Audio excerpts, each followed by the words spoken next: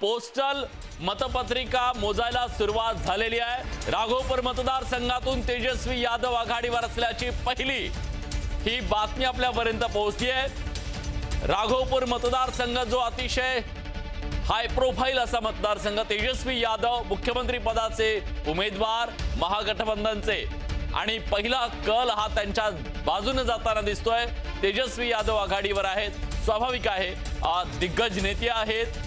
मैथिली ठाकूर आघाडीवर आहे, भाजपची गायक मैथिली ठाकूर जी आत्ताच राजकारणामध्ये आली, तिला तिकीट मिळालं, ट्रोल सुद्धा झाली ती या सगळ्यामध्ये। तिच्या त्या काही वक्तव्याच्या वरून जेव्हा तिला विचारलं गेलं की ब्लूप्रिंट कुठं आहे, त्याच्यावरून तिला ट्रोल केलं गेलं, पण सध्या ती आघाडीवर आहे। महुआमधून तेज प्रताप यादव जो आपला छोटासा पक्ष घेऊन या निवडणुकीत आहेत, त्यांच्या पाठीशी सुद्धा लोक उभे दिसत आहेत। महुआतून तेज प्रताप यादव आघाडीवर आहेत। तेज प्रताप यांना निवडून येण्यासाठी मोठा संघर्ष करावा लागू शकतो अशी शक्यता आहे, कारण ते कुटुंबापासून वेगळे झालेत आणि यावेळेस तिथं दोन भावांमधली लढत आहे। प्रत्यक्ष दोन भाऊ समोरासमोर नसले तरी भावाचा पक्ष आणि भाऊ अशा प्रकारची ही लढत असणार आहे। मोकाममधून अनंत सिंग आघाडीवर आहेत। आता एका मतदारसंघामध्ये काय स्थिती आहे, कशा प्रकारे पहिला कल कोणाच्या बाजूने जातोय हे आपण आपल्या प्रेक्षकांपर्यंत पोहोचवतोय।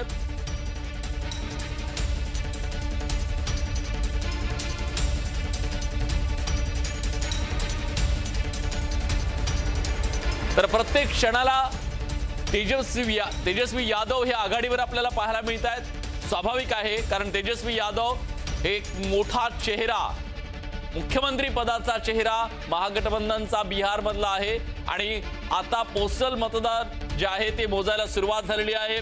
साधारण अर्ध्या तासाच्या नंतर ईव्हीएम उघडतील आणि ईव्हीएमची सुद्धा मतमोजणी सुरुवात होणार आहे।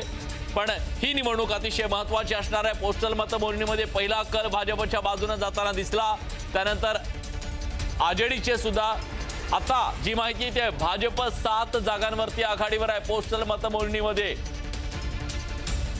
पुढचे काही तास मात्र आपल्याला थांबावं लागेल, पूर्णपणे बिहारच्या जनतेचा कौल नेमका कुठल्या बाजूने जातो याचा अंदाज येण्यासाठी।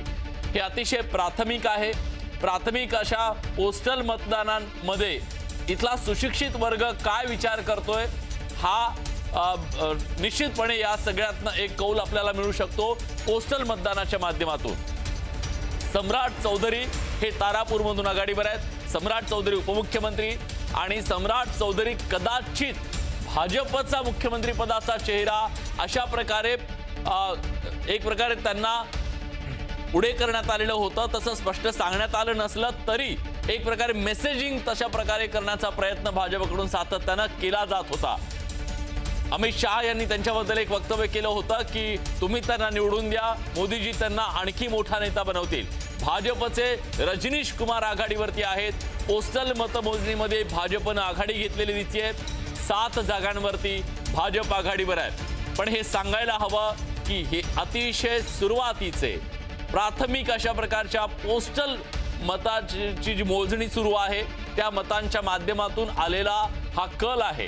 पुढच्या काही तासामध्ये यात मोठे बदल होऊ शकतात। ईव्हीएम उघडणं आणि ईव्हीएम उघडल्याच्या नंतर सुद्धा आपल्याला 3 ते 4 फेऱ्या आम्ही जोपर्यंत होणार नाही तोपर्यंत आपण स्पष्ट म्हणू शकत नाही की कल कुठल्या बाजून चालेल। बिलकुल, अजून मला असं वाटतं की साधारणतः 9 ते 9:15 पर्यंत आपण थांबायला पाहिजे, परंतु पोस्टलमध्येच ही आघाडी घेतलेली दिसते।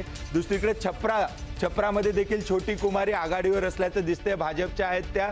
आणि सुरुवातीचे कल जसं आपण बघत होतो विलास की एक्झिट पोल जे दाखवत आहेत, एक्झिट पोलवर खूप मोठ्या प्रमाणात टीका पण झाली की एकांगी सगळे एक्झिट पोल आहे, परंतु पोस्टल बॅलेटचं जी मतमोजणी आहे किमान ती एक्झिट पोलच्या दिशेने जाताना दिसते आपल्याला। परंतु जसं विलास म्हणतोय सुरुवातीपासून की हे अत्यंत सुरुवातीचे निकाल आहेत, या निकालांकडे आपण अत्यंत डोळसपणे बघणं गरजेचे आहे। 9, 9:15 नंतर जेव्हा आपल्याला ईव्हीएम उघडल्या जातील आणि पहिल्या खऱ्या अर्थाने मतमोजणीला सुरुवात होईल, ते कल खूप जास्त महत्त्वाचे असतील। 16 जागा एनडीए विलास 16 जागांवरती आघाडीवरती आहे आणि सध्या तरी जे प्राथमिक कल येत आहेत त्यानुसार बिहारमध्ये एनडीएनं आघाडी घेतलेली दिसते। महागठबंधन थोडंसं पिछाडीवर आपल्याला दिसतंय। आणि ही आघाडी जी आहे ती सातत्याने एक आकडा करत वाढताना आपल्याला दिसते। आणि या निवडणुकीमध्ये आम्ही तुम्हाला माहिती आहे की अतिशय महत्त्वाचा ठरणार आहे तो महिलांचा मतदानाचा टक्का आणि महिला ठरवणार कदाचित की बिहारची सत्ता नेमकी कुणाच्या हातात जाणार आहे। बिहार मतदारांचा जो संख्या आहे आकडा आहे तो निर्णायक आहे। एकूण मतदानाची टक्केवारी 66.91% आहे। 1951 नंतरची ही सर्वाधिक आहे आणि त्यात महिलांचा वाटा 71.6%। हे अत्यंत इंटरेस्टिंग आहे। प्रशांत किशोर यांच्या पक्षाला 2 जागांवर आघाडी दिसते। एक्झिट पोलनी प्रशांत किशोरला एकदम आउट केलं होतं, ग्राउंडच्या बाहेर फेकलं होतं। मला वाटतं की किमान मॉर्निंग प्रशांत किशोर यांची चांगली झालेली आपल्याला दिसते। किमान 2 जागांवर आघाडी आणि तेही सुरुवातीला ब्रेकिंग प्रशांत किशोर यांच्यासाठी मला असं वाटतं की खूप चांगली बातमी आहे। सकाळी दुसऱ्यासाठी लॉबिंग करणं, दुसऱ्यासाठी रणनीती ठरवणं आणि स्वतः मैदानात उतरून रणनीती ती प्रत्यक्षात उतरवणं यात खूप फरक आहे। आणि कदाचित एक काँग्रेस चेहरा विलास काँग्रेसनं पण खातं उघडलेलं आहे। एका जागेवर आता काँग्रेसला आघाडी दिसते। आता वाट आपण बघतो ती तेजस्वी यादव यांच्या पक्षाची अजून कुठलीही ब्रेकिंग आलेली नाही। 26 जागा विलास एनडीएची 26 जागांवरती आघाडी आता पाहायला मिळते आणि ही आघाडी सातत्याने वाढतीये।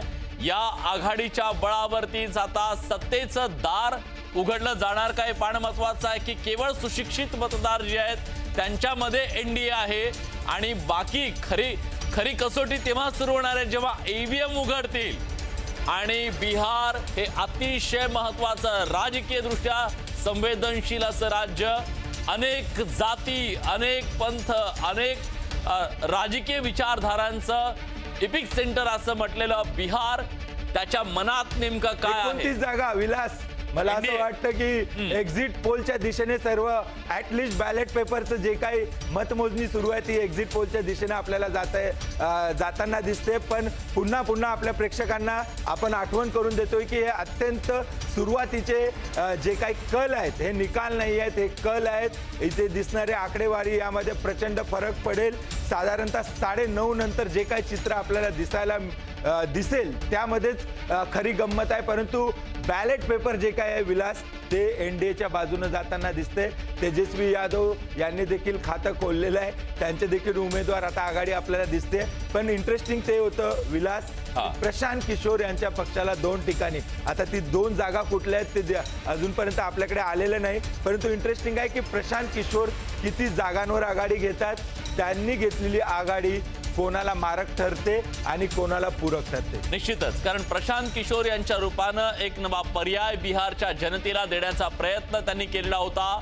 जनसुराज्य पक्ष एकमेव असा पक्ष आहे जो सर्वच्या सर्व 243 जागा लढवतोय बिहारमध्ये, जे भाजपला नाही किंवा राजदला नाही, जेडीयूला कोणाला जमलेलं नाहीये ते त्यांनी केलंय। पण हा पर्याय बिहारची जनता स्वीकारते का? ज्या स्थलांतरितांचा मुद्दा सातत्यानं प्रशांत किशोर यांनी जनतेमध्ये रुजवण्याचा प्रयत्न केला त्याला किती साथ मिळते हे पाहणं महत्त्वाचं आहे।